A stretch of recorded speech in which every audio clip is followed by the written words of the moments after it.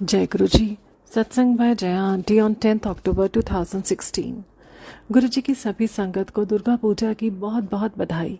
हमारे गुरु जी ने हम सभी संगत को इस पूजा के दौरान बहुत बड़ी भेंट दी है, यंत्र मंत्र देकर।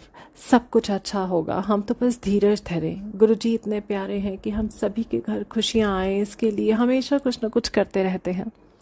याद हो तो मैंने यही एक पोस्ट में लिखा था कि हमें अपने घरों में से गुरु जी के अलावा सभी देवी देवताओं के फोटो को हटाने का मैसेज है। किसने फॉलो किया किसने नहीं, ये गुरु जी और संगत के बीच की बात है। मेरे घर के पूजा में गुरु जी के अलावा भगवान शंकर, दुर्गा और गणेश जी की मूर्तियां थीं। अब मुझे मैसेज समझ नहीं आ रहा था कि ये शिव परिवार को भी हटाना है या रहने दें।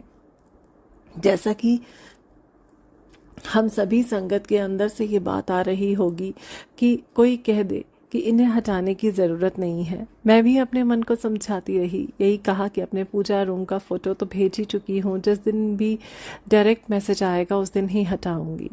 शंकर जी की वो मूर्तियाँ जिसमें गुरुजी ने अपने कई चमत्कारिक लीलाओं को दिखाया था, कभी आंखें खोलकर तो कभी गर्दन टेढ़ी करके, कभी ध्यान मुद्रा में तो कभी पूरी आंखें खोलकर।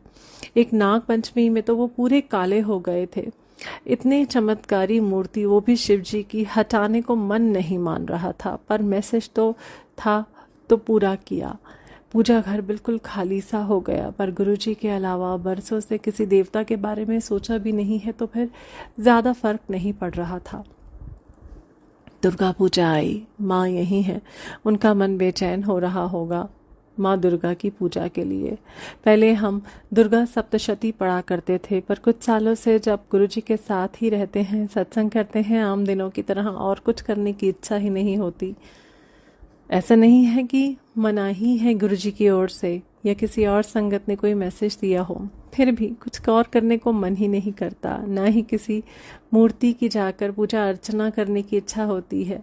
इसमें कोई अलग सी बात भी नज़र नहीं आती, क्योंकि सब एक ही तो हैं, गुरुजी महाराज।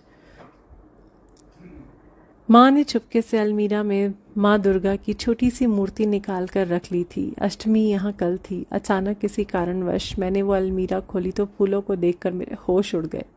एक ही घर में दो पूजा स्थल, ईश्वर को छुपाकर स्थान दिया गया। कितना अनर्थ वाला काम हुआ ये। एक तो मैसेज की अनदेखी हुई, दूसरा मेरे डर से ईश्वर की पूजा छुप कर की जा रही थी। कितने कर्म बना लिए मैंने, ये सोचकर दिन भर दुखी रही।